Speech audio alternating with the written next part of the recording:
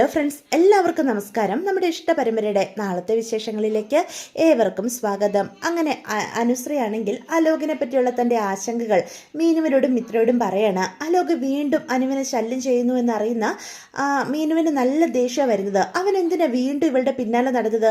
അവനുമായിട്ടുള്ള എല്ലാ ബന്ധവും അവസാനിപ്പിച്ചതാണല്ലോ, വീണ്ടും വീണ്ടും അവൻ പിന്നാലെ നടക്കുന്നു എന്നൊക്കെ പറയാം. അപ്പോൾ അലോകിനെ പറ്റി മീനു ദേഷ്യത്തിൽ സംസാരിക്കുന്നത് മിത്രയ്ക്ക് തീരെ ഇഷ്ടപ്പെടുന്നില്ല കേട്ടോ. അപ്പം മിത്ര പറയും, മീനു ചേച്ചി, അവനാണെങ്കിൽ ഒരിക്കലും അനുമോളെ ശല്യം ചെയ്യാനായിരിക്കില്ല, അവൻ മാപ്പ് പറയാനായിട്ട് വരുന്നതാണെങ്കിലോ ഇനി എന്തു മാപ്പ് പറയാനാ എന്ന് മീനു പറയാം. ഒന്നുമല്ല, ഇവക്ക് അവനോടൊരു സ്നേഹമുണ്ടെന്ന് അവൻ തെറ്റിദ്ധരിച്ചു കാണും, അതുകൊണ്ടാ പിന്നാലെ നടന്ന് ശല്യം ചെയ്യുന്നത് എന്ന് അപ്പം മീനു തീർത്തു പറയാം. മോളെ, ഇനിയും അവൻ നിന്നെ ശല്യം ചെയ്യുകയാണെങ്കിൽ നീ വെറുതെ ഇരിക്കണ്ട, നല്ല രീതിയിൽ പ്രതികരിക്കണം, അതല്ലെങ്കിൽ ഇവിടെ വന്ന് പറയുകയും വേണം എന്ന് പറയാം. അത് കേൾക്കുന്ന മിത്ര പറയും, ചേച്ചി, അവൻ എന്താ പറയാനുള്ളതെന്ന് കേട്ട് കഴിഞ്ഞാൽ ചിലപ്പം എന്താ നമുക്ക് കാര്യം അറിയാലോ, അല്ലാതെ അലോക് ഒരിക്കലും പഴയപടി ഇനി ആകില്ലെന്നാ എനിക്ക് തോന്നുന്നേ.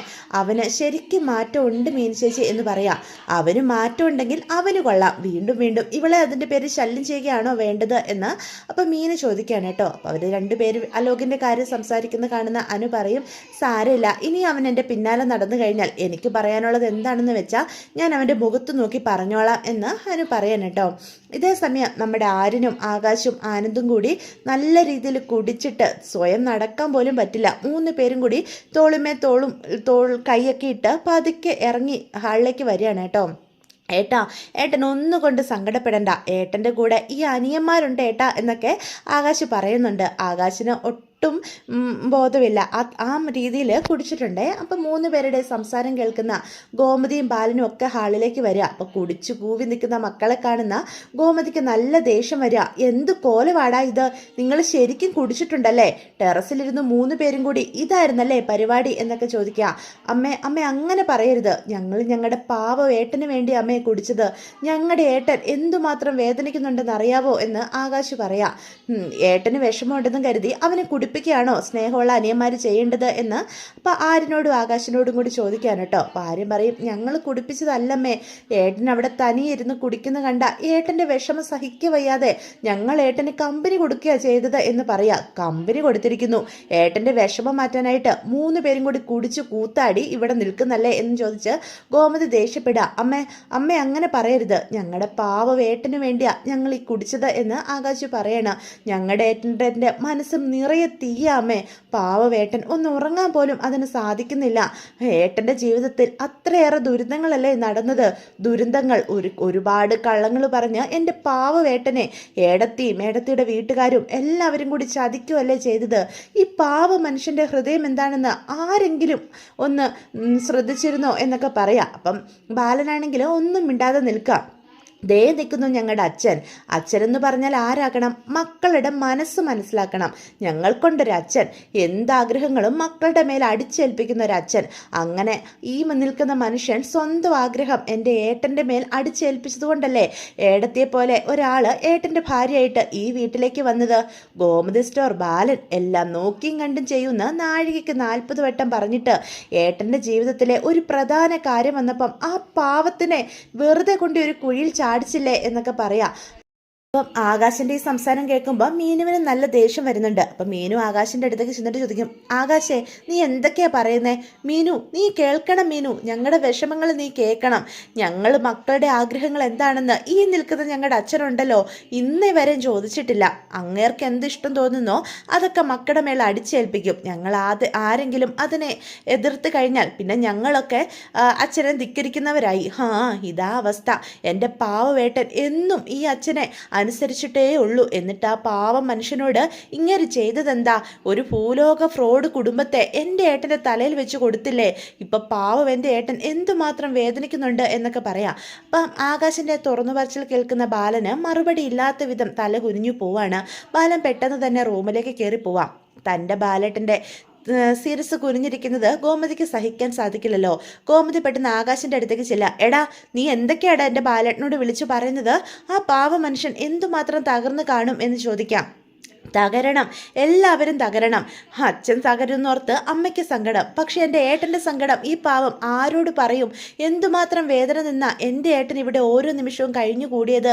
ആ പാവത്തിന് സഹിക്കാൻ സാധിക്കാതെ വന്നപ്പോൾ മാത്രമല്ലേ നമ്മളോടെല്ലാം സത്യങ്ങൾ വിളിച്ചു പറഞ്ഞത് എന്നൊക്കെ ചോദിക്കാണ് കേട്ടോ. ഇത് കേൾക്കുമ്പോഴത്തേക്ക് ഗോമതി പറയും, ദേ ബാലേട്ടൻ ഈ നിങ്ങൾക്ക് വേണ്ടി നല്ലത് മാത്രമല്ലേ ആ മനുഷ്യൻ ചെയ്തിട്ടുള്ളൂ.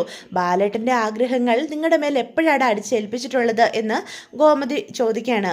ആ മനുഷ്യൻ ആനന്ദിന്റെ ജീവിതം തകർന്നു പോകുന്ന കരുതിയാണോ ദേവിയെ കൊണ്ട് കല്യാണം കഴിപ്പിച്ചത്? ആ മനുഷ്യനും വഞ്ചിക്കപ്പെട്ടതല്ലേ? ബാലേട്ടൻ മനുഷ്യരെ കണ്ണടച്ച് വിശ്വസിക്കും. എതിരെ നിൽക്കുന്നവരും ബാലേട്ടനെ പോലെ സത്യസന്ധരാണെന്ന് കരുതി. അങ്ങനെയല്ലേ ആ ഉദയഭാനുവും കുടുംബവും ബാലേട്ടനെ പറ്റിച്ചത്? അല്ലാതെ അറിഞ്ഞുകൊണ്ട് ആനന്ദിനെ ആ മനുഷ്യൻ കൊണ്ട് കുഴിയിൽ ചാടിക്കുമെന്ന് നിനക്ക് തോന്നുന്നുണ്ടോ എന്ന് ചോദിക്കുക. പെട്ടെന്ന് മീനു പറയും, അമ്മേ ആകാശ് കുടിച്ചിട്ടുള്ളത് കൊണ്ടാണ് ഇങ്ങനെയൊക്കെ പറയുന്നത്. ഇപ്പം സംസാരിച്ചിട്ട് ഒരു കാര്യമില്ല. സ്വബോധത്തോടെ നാളെ നമുക്ക് സംസാരിക്കാം എന്ന് പറയാം. അത് കേൾക്കുന്ന ആകാശ് പറയും, ഇല്ല മീനു, ഞാൻ നല്ല ബോധത്തിലാണ് സംസാരിച്ചത് എന്ന് പറയാം. പെട്ടെന്ന് ആനന്ദ് ആകാശിൻ്റെ അടുത്തേക്ക് ചെല്ലണം. എടാ ഒന്നും പറയണ്ടടാ, പാവം അച്ഛൻ ഒരു തെറ്റും ചെയ്തിട്ടില്ല. എൻ്റെ ജീവിതത്തിൽ നല്ലതെന്ന് കരുതി ചെയ്തത് ഇങ്ങനെ ആയി പോകുമെന്ന് അച്ഛൻ കരുതിയില്ലല്ലോടാ. എൻ്റെ അച്ഛനും അമ്മയും സങ്കടപ്പെടരുത് എന്ന് പറഞ്ഞ് കരഞ്ഞുകൊണ്ട് നമ്മുടെ ആനന്ദും പയ്യെ പയ്യെ കാലിടറുന്നുണ്ട് കേട്ടോ. റൂമിലേക്ക് കയറി പോവുകയാണേ. അപ്പം ഗോമതിക്ക് നല്ല സങ്കടം വരുന്നുണ്ട്. അതുകൊണ്ട് തന്നെ ഗോമതി റൂമിലേക്ക് ബാലൻ്റെ അടുത്തേക്ക് ചെല്ലുക. ബാലേട്ട, അവൻ പറയുന്നതൊന്നും ബാലേട്ടൻ കാര്യമാക്കണ്ട. അവൻ നന്നായിട്ട് കുടിച്ചിട്ടുണ്ട്. ആ മദ്യത്തിൻ്റെ ബലത്തിൽ ഓരോന്നൊക്കെ വിളിച്ചു പറയുന്നതാ എന്ന് പറയാം. അത് കേൾക്കുന്ന ബാലൻ പറയും, അവനോട് ഞാൻ എന്തിനാ ഗോമതി ദേഷ്യം കാണിക്കുന്നത്?